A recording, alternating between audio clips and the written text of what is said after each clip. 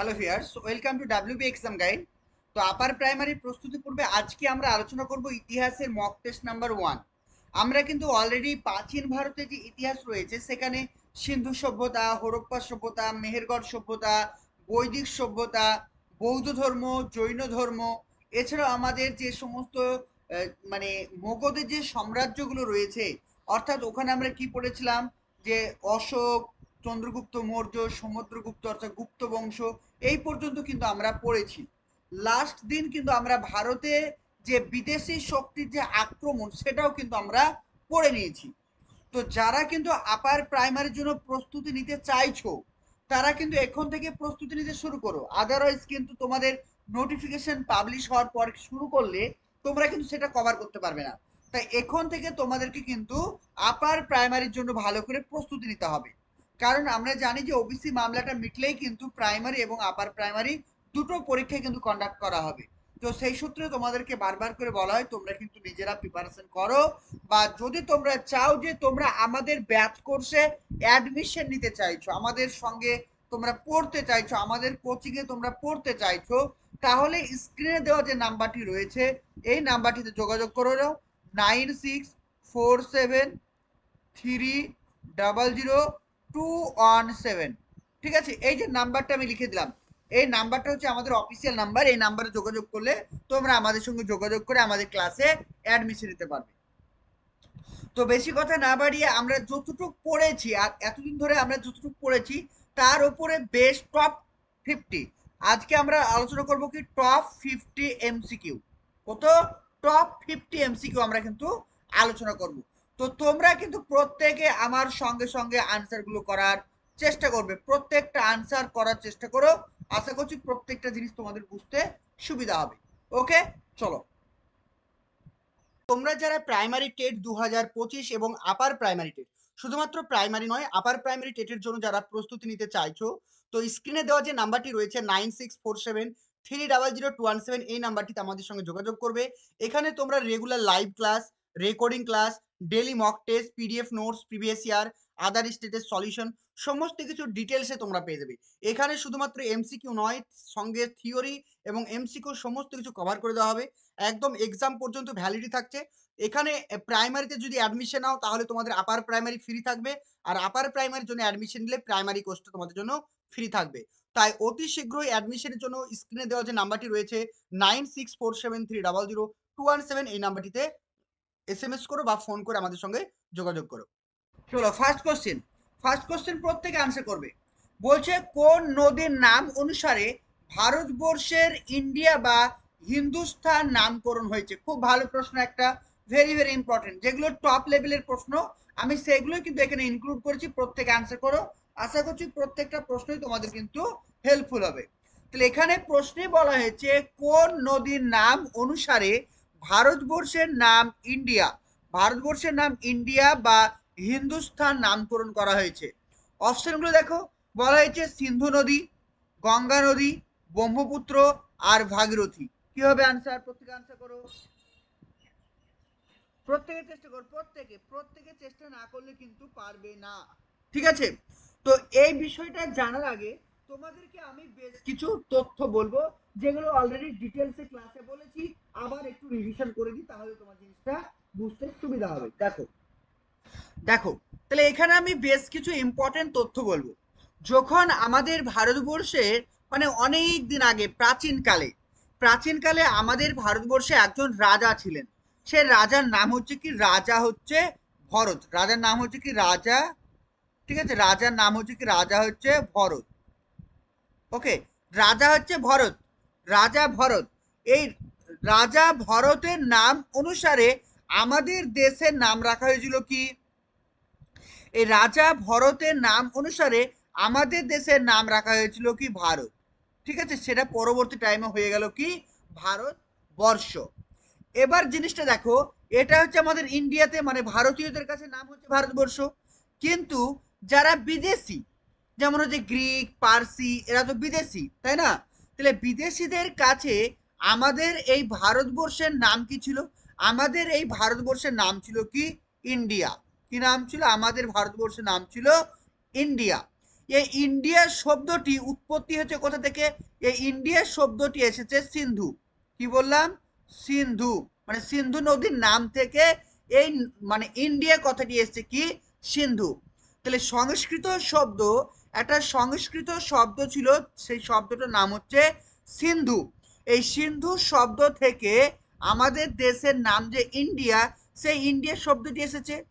আর প্রাচীনকালে যারা পারস্য দেশের বাসিন্দা মানে পারসিক, মানে প্রাচীনকালে যারা পারসিক ছিল, তারা এই সিন্ধুকে, যারা পারসিক, কি বললাম? পারসিক, মানে পারস্য দেশের বাসিন্দাদেরকে কি বলা হয়? পারসিক বলা হয়। তারা এই সিন্ধু শব্দটিকে উচ্চারণ করতো কি হিসাবে? তারা উচ্চারণ করতো হিন্দু। কি বলে? তারা উচ্চারণ করতো হিন্দু বলে উচ্চারণ করতো। বোঝা গেল? তাহলে কি বললাম? প্রাচীনকালের রাজা ভরত ছিলেন, তার নাম অনুসারে আমাদের দেশের নাম হয়েছিল ভারত। বোঝা গেল? পরবর্তী সময়ে এই ভারত মানে বিদেশিদের কাছে নাম হয় কি? ইন্ডিয়া। তাহলে ইন্ডিয়া কিভাবে হলো? কারণ ইন্ডিয়া হওয়ার পেছনে একটা সংস্কৃত শব্দ ছিল, যার উচ্চারণ হচ্ছে কি? সিন্ধু। কিন্তু পারসিক যারা ছিল, অর্থাৎ পারস্য দেশের যারা বাসিন্দা ছিল, তারা এই সিন্ধুকে উচ্চারণ করত হিন্দু হিসাবে। পরবর্তী সময়ে এই হিন্দু থেকে হয়ে গেল কি? হিন্দুস্থান। কি হয়ে গেল? হিন্দুস্থান। পরবর্তীকালে আমাদের দেশ হয়ে গেল কি? হিন্দুস্থান। বোঝা গেল? এবং এবার যখন আমাদের দেশে গ্রিকরা আসলো, পারস্যদের পরে যখন আমাদের দেশে গ্রিকরা আসলো, কারা আসলো? গ্রিকরা। যখন আমাদের দেশে গ্রিকরা আসলো, তখন তারা এই হিন্দুকে, এই যে হিন্দু, এই হিন্দুকে উচ্চারণ করতো কি হিসাবে? এই হিন্দুকে উচ্চারণ করতো ইন্দুস। কি হিসাবে? ইন্দুস। ইন্দুস। ঠিক আছে, ইন্দুস হিসেবে উচ্চারণ করতো, যেটা থেকে নামকরণ হয়ে গেল কি? ইন্ডিয়া। কি হয়ে গেল? ইন্ডিয়া। বোঝা গেল? তাহলে এখানে বলছে কোন নদীর নাম অনুসারে ভারতবর্ষের ইন্ডিয়া বা হিন্দুস্তান নামকরণ হয়েছে? তাহলে আনসার হবে কি? সিন্ধু। কি বললাম? সিন্ধু। বোঝা গেল? ক্লিয়ার? চলো নেক্সট কোশ্চেন আনসার করো। ভারতবর্ষের হিন্দুস্তান নামকরণ করেছিল কারা? ভারতবর্ষে হিন্দুস্তান নামকরণ করেছিল হুনরা, সিন্ধুরা, পারসিকরা আর মিশরীয়রা। কি হবে আনসার? বলে ফেলো।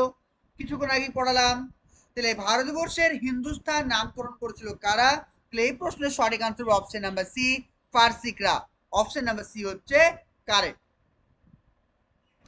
চলো নেক্সট কোশ্চেন দেখো।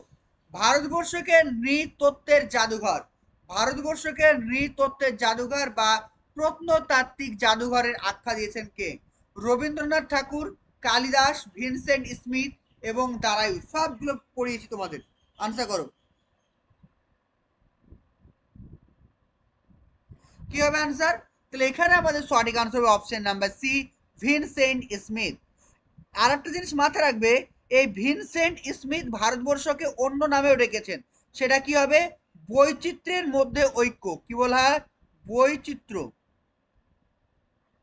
বৈচিত্র্যের মধ্যে ঐক্য। ঠিক আছে? তাহলে ভিনসেন্ট স্মিথ ভারতবর্ষকে বৈচিত্র্যের মধ্যে ঐক্য বলেও কিন্তু তিনি দাবি করেছেন বা আখ্যা করেছেন। এটা মাথায় রাখবে। আর ভিনসেন্ট স্মিথ ভারতবর্ষকে নৃতত্ত্বের জাদুঘর বা প্রত্নতাত্ত্বিক জাদুঘর হিসাবে আখ্যা দিয়েছেন। এটাও কিন্তু ভালো করে মাথায় রাখতে হবে। আর একটা জিনিস ভালো করে মাথায় রাখবে, রবীন্দ্রনাথ ঠাকুর, রবীন্দ্রনাথ ঠাকুর ভারতবর্ষকে কি বলেছেন? মহামানবের সাগর তীরে। কি বলেছেন? মহামানবের, মহামানবের সাগর তীর।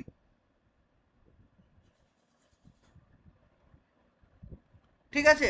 তাহলে রবীন্দ্রনাথ ঠাকুর কি বলেছেন? রবীন্দ্রনাথ ঠাকুর বলেছেন মহামানবের সাগর তীর বলেছেন। আর ভিনসেন্ট স্মিথ বলেছেন নৃতত্ত্বের জাদুঘর বা প্রত্নতাত্ত্বিক জাদুঘর বলেছেন। এছাড়াও তিনি বলেছেন বৈচিত্র্যের মধ্যে ঐক্য। কে বলেছেন? Option number C, Vincent Smith. Clear সবার? চলো 4 নাম্বার। 4 নাম্বার প্রশ্ন কি বলছে দেখো। অর্থশাস্ত্র কে রচনা করেন? খুব ভালো প্রশ্ন, আনসার করে ফেলো। খুব ভালো প্রশ্ন, প্রত্যেককে আনসার করতে হবে, নাহলে পিছিয়ে যাবে।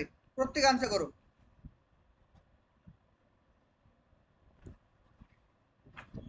গুড গুড, প্রত্যেকে চেষ্টা কর, চেষ্টা করলে পারবে, এগুলো সব পড়িয়েছিল তোমাদের, সব পড়ানো আছে।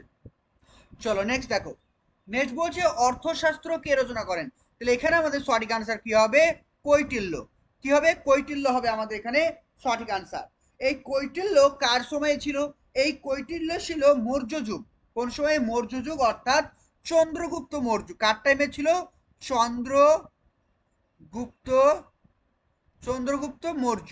এটা মাথায় রাখবে, চন্দ্রগুপ্ত মৌর্যর সময়ে কিন্তু তিনি ছিলেন। তাহলে এখান থেকে আমরা জানলাম যে অর্থশাস্ত্র বইটি রচনা করা হয়েছিল চন্দ্রগুপ্ত মৌর্যের সময়কালে। আর কৈটিল্যের আর একটা নাম ছিল, যার নাম ছিল কি, চাণক্য। কি বলা হয়, তার নাম ছিল কি, চাণক্য। মনে থাকবে, তার নাম ছিল চাণক্য। আর এই চাণক্য বা কৈটিল্য এর বাল্যকালীন একটা নাম ছিল, মানে বাল্যকালে তার একটা নাম ছিল, তার নামটা হচ্ছে কি বিষ্ণুগুপ্ত। কি নাম, বিষ্ণুগুপ্ত। এটা মাথায় রাখবে, বিষ্ণুগুপ্ত। আর তিনি যে বইটি লিখেছেন সেই বইটির নাম হচ্ছে অর্থশাস্ত্র। আর এই অর্থশাস্ত্র বইটি কি সম্পর্কিত বই, পরীক্ষা এটাও আসে যে অর্থশাস্ত্র বইটি কি সম্পর্কিত বই। তাহলে হবে কি, পলিটিক্যাল, মানে শাসন ব্যবস্থা, অ্যাডমিনিস্ট্রেটিভ। মানে হচ্ছে চন্দ্রগুপ্ত মৌর্য তার শাসন ব্যবস্থা কিভাবে চালাবেন, তার শাসন ব্যবস্থা কিভাবে নিয়ন্ত্রণ করবেন, এই সম্পর্কিত কথা উল্লেখ ছিল কি, অর্থশাস্ত্র বই। এই অর্থশাস্ত্র বইটা কিন্তু কোনোভাবে অর্থ মানে টাকা পয়সা লেনদেনের বই নয়, এটা একটা রাজনৈতিক অ্যাডমিনিস্ট্রেটিভ বই। কিভাবে সাম্রাজ্য চালাতে হবে, এই সমস্ত নিয়ম কানুন এগুলো রয়েছে। বোঝা গেল, তো এই অপশন নাম্বার সি হবে কারেক্ট। আর মেগাস্থিনিস কি, মেগাস্থিনিস বলে ফেলো, কি হবে আনসার। ওকে, প্রত্যেকে আনসার করো, একদমই তাই।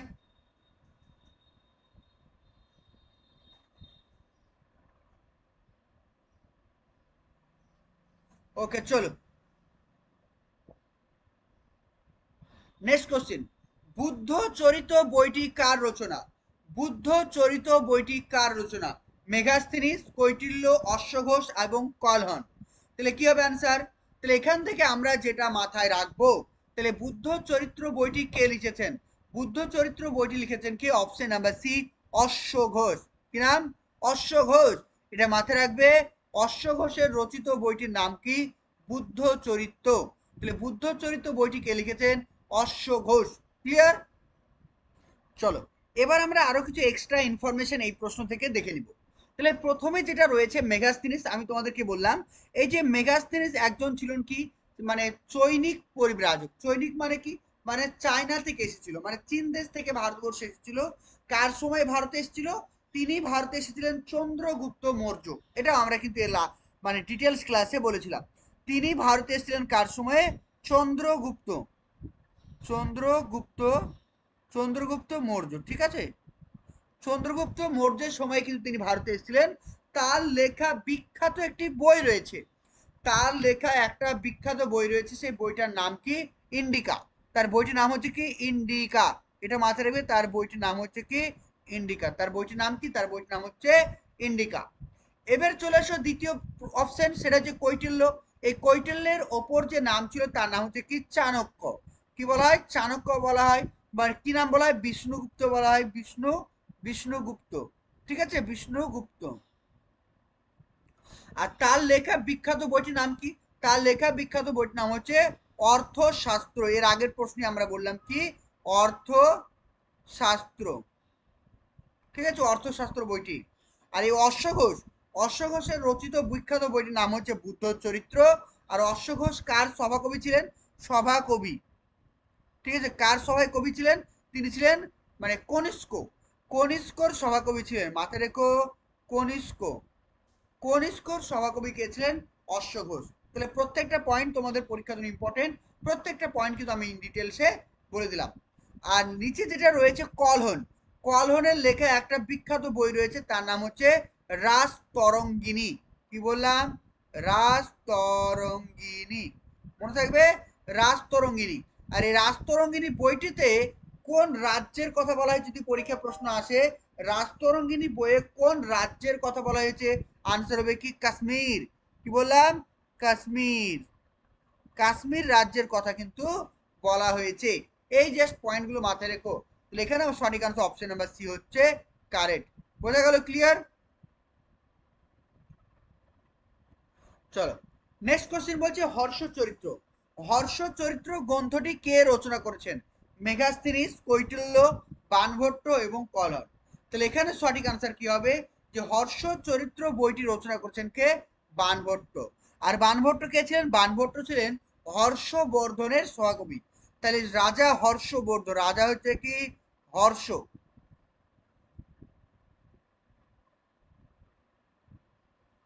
রাজা হচ্ছে হর্ষবর্ধন। রাজা হর্ষবর্ধনের সভাকবি কে ছিলেন? বাণভট্ট। এবং তার রচিত একটা বিখ্যাত বই হচ্ছে হর্ষ চরিত্র। ক্লিয়ার সবার? Option number C.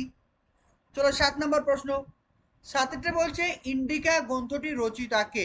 Megasthenes, কৈটিল্য, বাণভট্টর, Kalhana. তাহলে এখানে সঠিক আনসার হবে কি option number A, Megasthenes. Option A.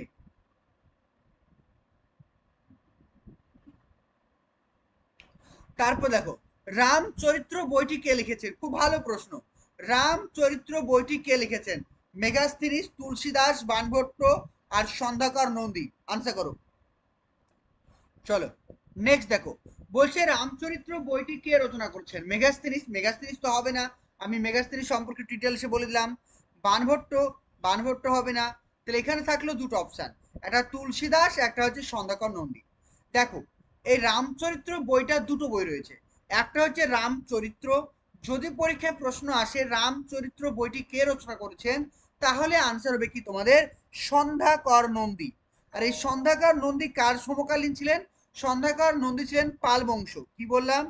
পাল বংশ। ঠিক আছে, মানে পাল বংশের রাজাদের সমকালীন ছিলেন, বা পাল বংশ রাজাদের মানে সভাকবি ছিলেন।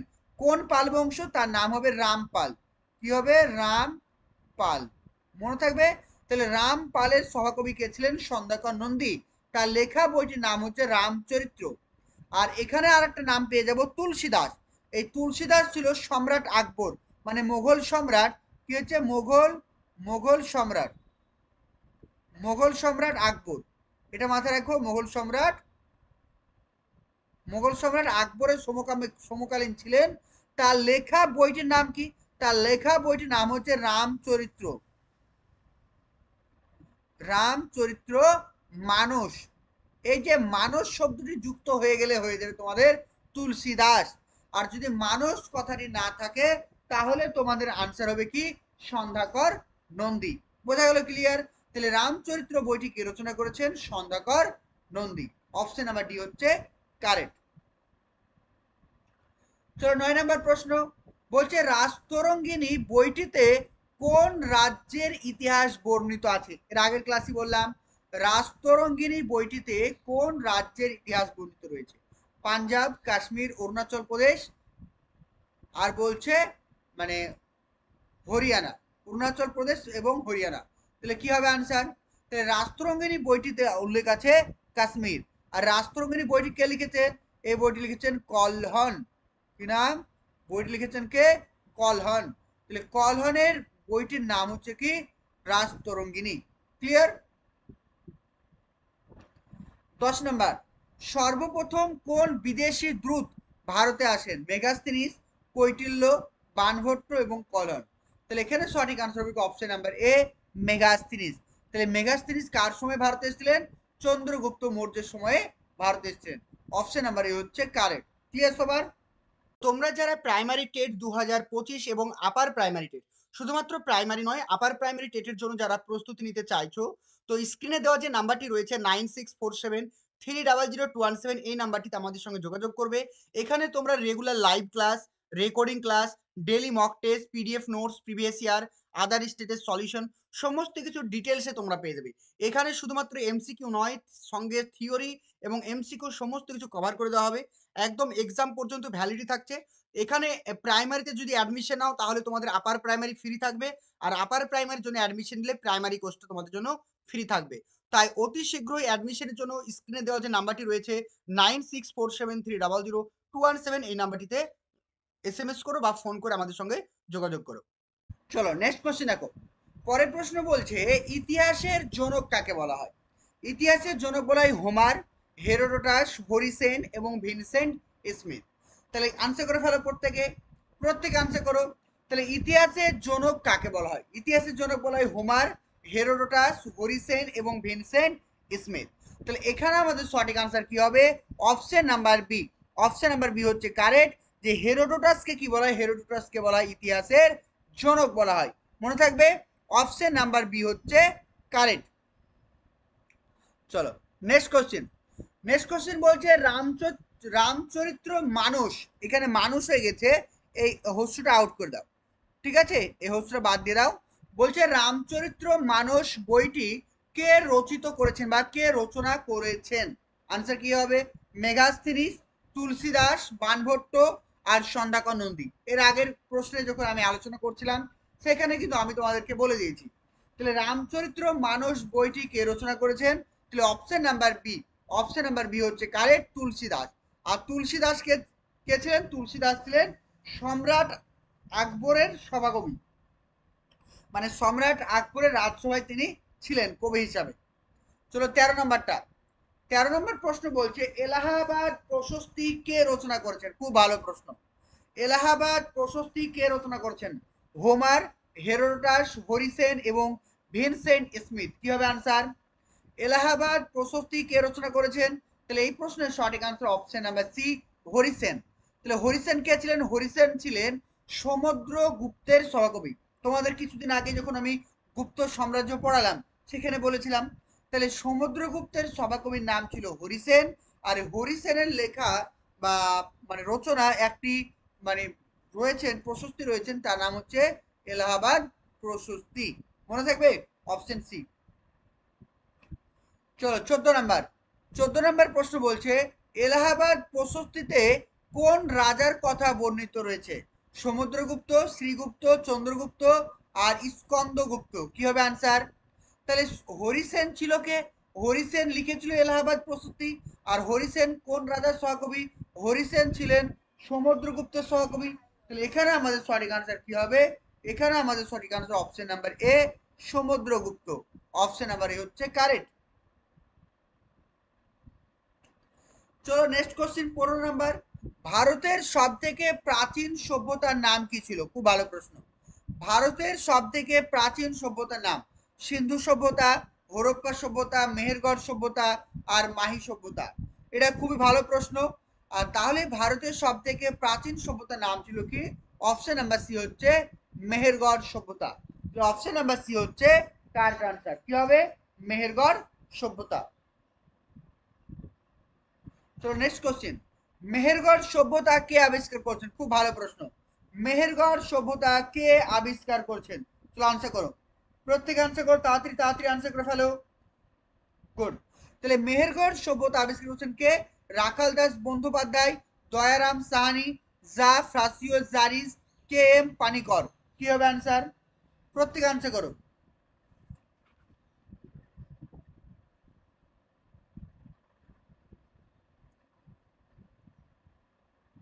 গুড গুড, একদম একদমই তাই।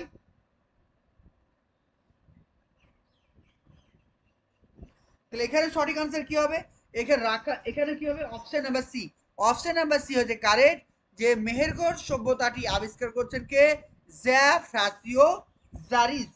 ঠিক আছে, মাথায় থাকবে, জ্যা ফ্রাসিও জারিস। আর এই মেহেরগড় সভ্যতার অবস্থান কোথায়? এই মেহেরগড় সভ্যতা হচ্ছে বালুচিস্তান বা বেলুচিস্তান, যেটা রয়েছে কোথায়? পাকিস্তানের। পাকিস্তানের বেলুচিস্তান। বেলুচিস্তান, ঠিক আছে, পাকিস্তানের বেলুচিস্তান বা বোলান উপত্যকা। কি নাম? বোলান। বোলান উপত্যকা, ঠিক আছে, বোলান উপত্যকাতে রয়েছে এই এই সভ্যতাটি। আর এই সভ্যতা কোন যুগের সভ্যতা? এই সভ্যতা হচ্ছে তোমার নব্য প্রস্তর যুগ। কি বললাম? নব্য প্রস্তর যুগ। এগুলো পড়িয়েছি সব তোমাদের। নব্য প্রস্তর যুগ। নব্য প্রস্তর যুগ বলতে পারি, বা আমরা বলতে পারি তাম্র প্রস্তর যুগ। তাম্র প্রস্তর তাম্র প্রস্তর যুগ। ঠিক আছে, নব্য প্রস্তর যুগ বা তাম্র প্রস্তর যুগ আমরা এই সম্পর্কে জানলাম।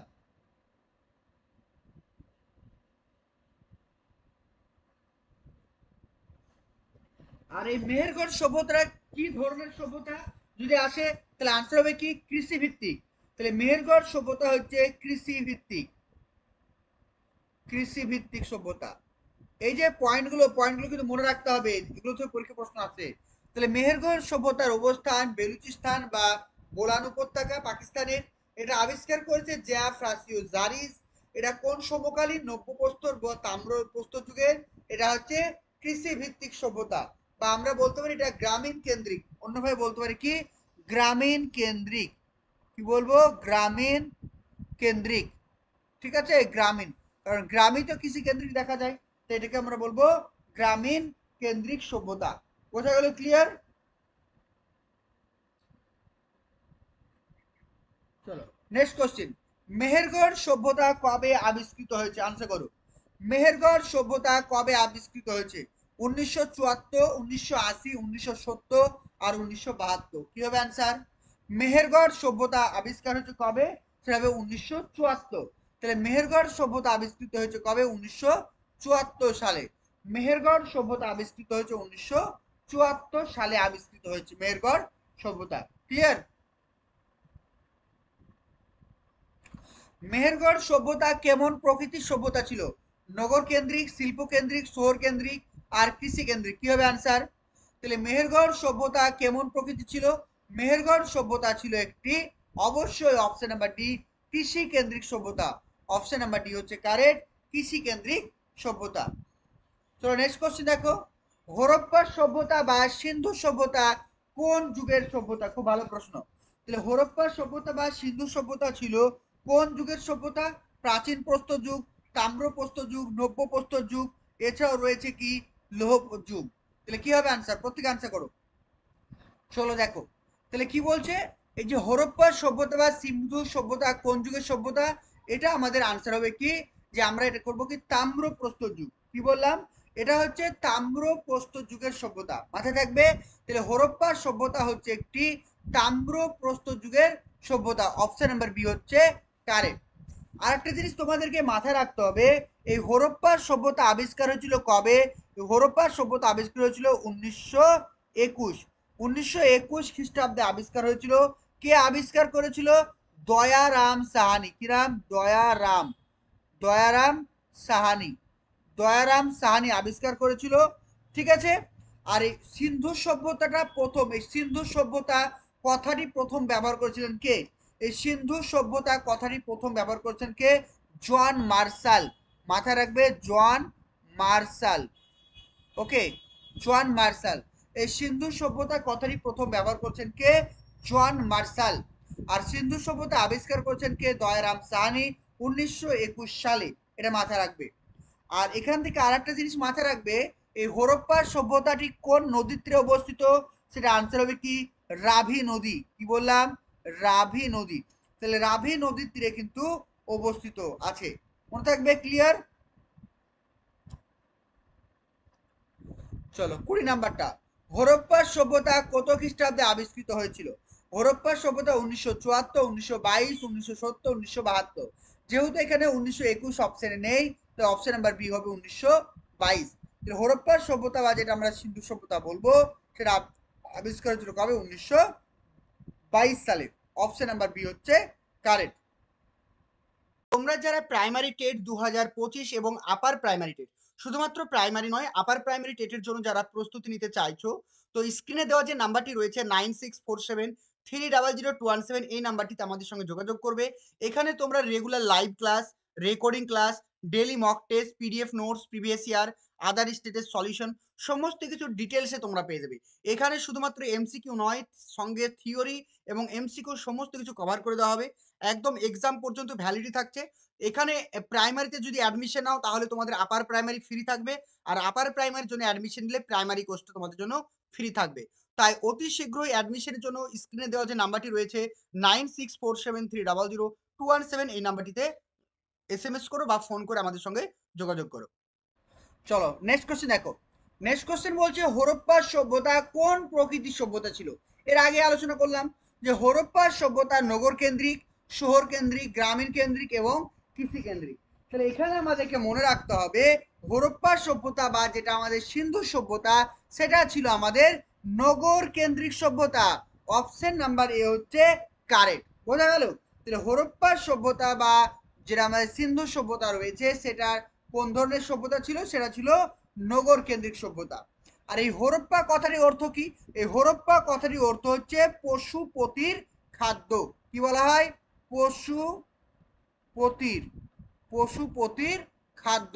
মাথায় থাকবে, পশুপতির খাদ্য, এটা মাথায় রেখো। তাহলে হরপ্পা সভ্যতা কথাটির অর্থ কি? হরপ্পা শব্দটির অর্থ হচ্ছে পশুপতির খাদ্য। এই কথাটা কিন্তু তোমাদেরকে ভালো করে মনে রাখতে হবে, ঠিক আছে? আর এই হরপ্পা সভ্যতা ছিল সিন্ধু সভ্যতার প্রথম আবিষ্কৃত একটি স্থান। তাহলে হরপ্পা সভ্যতা ছিল সিন্ধু সভ্যতার একটি প্রথম মানে মানে স্থান, আবিষ্কৃত স্থান। মানে সিন্ধু সভ্যতার মধ্যে হরপ্পা সভ্যতা পড়ছে। ক্লিয়ার?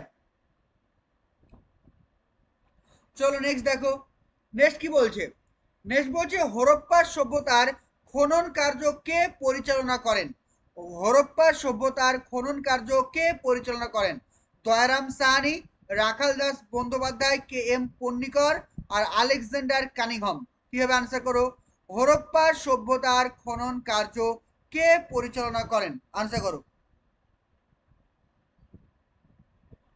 প্রত্যেক আনসার করো 22 তাহলে এখানে আনসার কি হবে? এখানে অপশন অনুযায়ী আমাদের আনসার হবে দয়ারাম সাহানি। ঠিক আছে? হরপ্পা সভ্যতার খনন কার্য পরিচালনা করেছেন কে? দয়ারাম সাহানি। এবং তার সঙ্গে আরেকজন ব্যক্তির নাম ছিল, তার নাম হচ্ছে জন মার্শাল। কি নাম? তার নাম ছিল কি? John Marshall. এই নামটা মাথায় রেখো। তাহলে হরপ্পা সভ্যতার খনন কার্য কে পরিচালনা করেছিলেন? দয়ারাম সাহানি এবং জন মার্শাল। তাহলে এখানে আমাদের অপশন অনুযায়ী সঠিক আনসার হবে কি? Option number A, Dayaram Sahani. চলো নেক্সট কোশ্চেন দেখো। হরপ্পা সভ্যতার প্রাচীনতম বন্দরের নাম কি? হরপ্পা সভ্যতার প্রাচীনতম বন্দরের নাম তাম্রলিপ্ত, লোথাল, কালিকট এবং কোনোটাই নয়।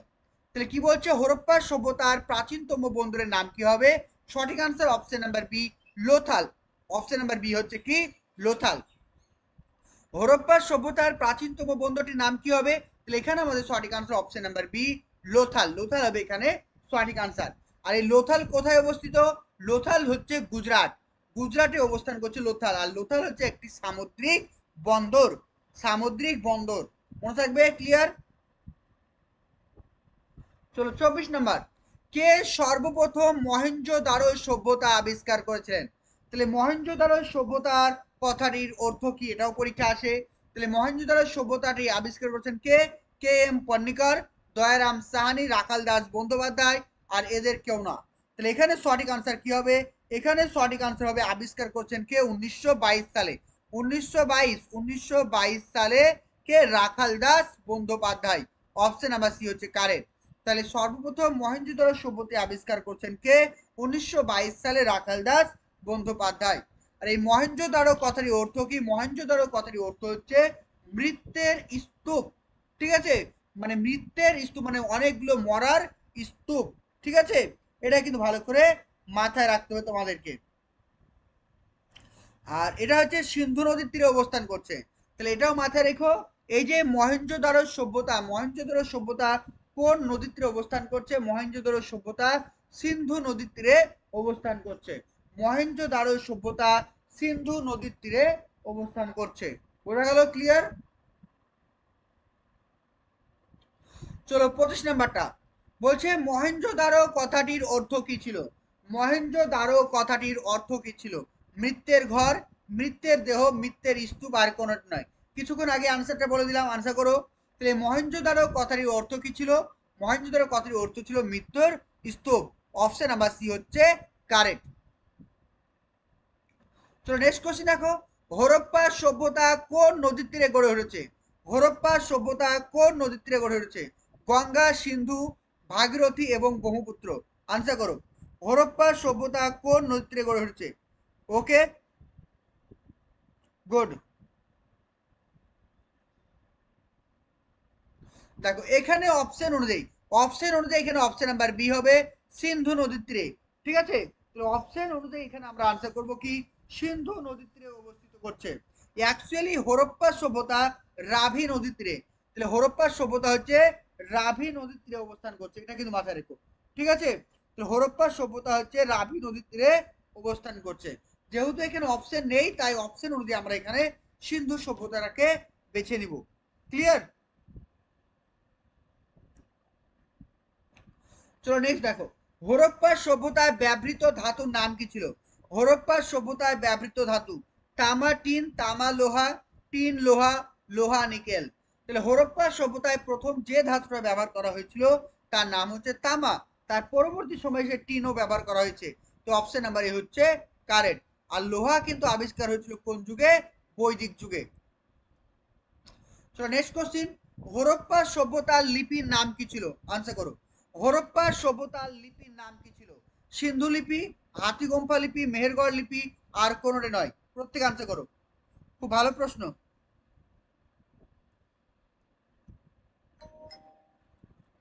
প্রত্যেকে চেষ্টা করো, প্রত্যেকে চেষ্টা করো। দেখো, তাহলে এখানে কি হবে? হরপ্পা সভ্যতা যে লিপির নাম, সেই লিপির নাম হচ্ছে সিন্ধু লিপি। ঠিক আছে, এই সিন্ধু লিপি বলা হয়। আর এই যে লিপি, এই লিপিগুলো কি ছিল? লিপিগুলো ছিল পিক্টোগ্রাম। কি বলা হয়? পিক্টোগ্রাফিক। ইংরেজিতে বলছে পিক্টোগ্রাফিক। পিক্টোগ্রাফিক, পিক্টোগ্রাফিক মানে কি? পিক্টোগ্রাফিক মানে হচ্ছে চিত্রলিপি, যেটা পাঠ উদ্ধার করা যায়নি, মানে পড়ে উদ্ধার করা এখন যায়নি, ছবির সাহায্যে বোঝা যেত। আর এই লিপিটার নাম কি? লিপিটার নাম হচ্ছে, আমরা অন্যভাবে বলতে পারি যে এই লিপিটা কি করা হয়, এই লিপির ডান দিক থেকে বাম দিকে পড়া হয়, মানে এই ডান দিক থেকে, এই ডান দিক থেকে বাম দিকে পড়া হয়। এই লিপিটার নাম হচ্ছে বোস্ট্রোফেডন। কি বলা হয়? বোস্ট্রোফেডন। বানানটা বলে দিচ্ছি, VOUS TRO PHEDON। ঠিক আছে, বোস্ট্রোফেডন, মানে ডান দিক থেকে বাম দিকে পড়া হয় এই লিপিটা, এটাকে বলা হয় কি? বোস্ট্রোফেডন। তাহলে হরপ্পা সভ্যতার লিপির নাম ছিল কি? সিন্ধু লিপি। ভারতের প্রাচীনতম গ্রন্থের নাম কি? ভারতের প্রাচীনতম গ্রন্থ পুরাণ, মহাভারত, রামবেদ আর ঋগ্বেদ। তাহলে এখানে সঠিক আনসার কি হবে? ঋগ্বেদ। তাহলে ভারতের প্রাচীনতম গ্রন্থের নাম কি হবে? Option number D, Rigveda. চলো লাস্ট কোশ্চেন।